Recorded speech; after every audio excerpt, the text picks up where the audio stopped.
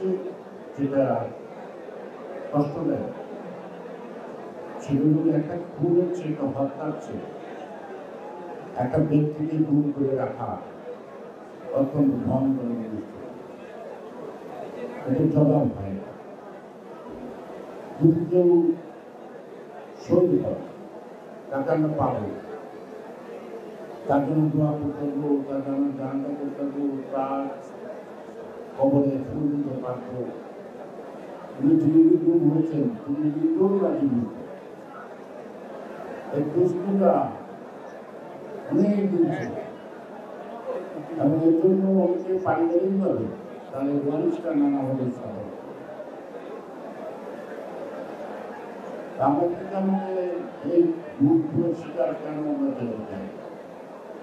একই মাত্র কারণ আমরা গণতন্ত্র চাই, আর মানুষের ভোটাধিকার চাই, মানুষের মুক্তি চাই, জনগণের মুক্তি চাই, আবার স্বাধীনতার সার্বভৌমত্ব নিশ্চিত রাখতে চাই। আমরা আমাদের দেশীয় স্বার্থ জলাঞ্জলি দিয়ে ক্ষমতায় থাকা বা ক্ষমতায় যাওয়ার জন্য আমরা কারোর কাছে মাথা মতো তুলে নিতে আমাদের অপরাধ।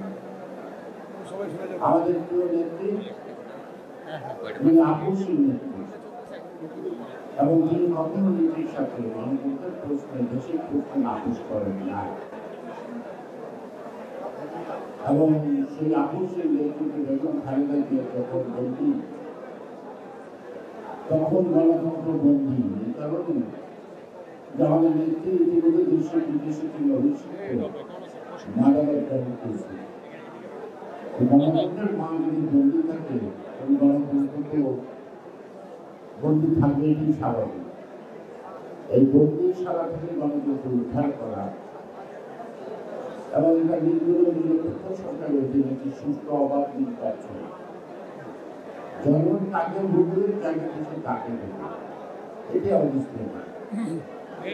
কিন্তু আমি আন্দোলনে কোনো অন্যায় শুরু করছি, আমরা অন্যায় করছি না, তারপরেও আমাদেরকে জেনে দিতে হয়, আমাদের ভাইদের মুক্ত হয়, রাস্তায় শিকারীদের হাতে মার খেতে হয়। ৭১ সালের স্বাধীনতার যুদ্ধে সেদিন শহীদ রাষ্ট্রপতি জিয়াউর রহমানের আহ্বানে আমরা যারা যুদ্ধে অংশগ্রহণ করেছিলাম এই দেশটি দেখার জন্য না, আজকে ৫০-৫১ বছর পরে যে দেশটা দেখছি, অর্থাৎ যে পাকিস্তানিদের বিরুদ্ধে আমরা লড়াই করি না, তারা ওরা গণতন্ত্র বুঝে না, অর্থনৈতিক বৈষম্য এবং গণতান্ত্রিক অধিকার ছিল না, নানাবিধ কারণে সেই পাকিস্তানিদের বিরুদ্ধে লড়াই করে বাংলাদেশ স্বাধীন করলাম। এখন ৭১ বছর পরে দেখলাম পাকিস্তানের সঙ্গে শাসনের চেয়েও ভয়ঙ্কর এই শাসন ব্যবস্থা। এই ডেফিনেশনটা আবিষ্কার করতে কঠিন, খুব কঠিন। এটা বলা হয় কঠিনবাদী, আর কঠিনবাদী জানা হয় তারা অত্যন্ত ভয়ঙ্কর। এবং সেই ভয়ঙ্কর চেহারাটি আমরা দেখতে পাচ্ছি, উগ্রমুক্তিটা দেখতে পাচ্ছি। আজকে বর্তমানে যারা দেশের স্বার্থ জলাঞ্জলি দিয়ে শুধুমাত্র ক্ষমতায় থাকার জন্য, ক্ষমতায় যাওয়ার জন্য, যারা আজকে বাংলাদেশের স্বাধীনতার সার্বভৌমত্ব হুমকির সম্মুখীন করে,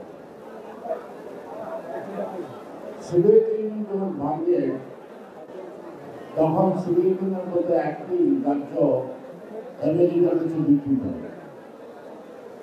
আমার মাঝে মাঝে মনে হয় ওরা ক্ষমতার জন্য দেশকে বিক্রি করে দিতে পারে। সুতরাং এই ধরনের যাদের নিরজ্জ দেখা, যাদের লোক, যারা লুটপাটের মধ্য দিয়ে আজকে ব্যাংকগুলিকে দেউলিয়া করে ফেলেছে, মানুষ ব্যাংকের টাকা রাখে নিরাপদের জন্য, আজকে ব্যাংকের টাকা নাই, গেল কোথায়? ব্যাংকের টাকা কি ঘুরে থেকে তো খায় নাই, খাইছে খেয়ে ফেলে।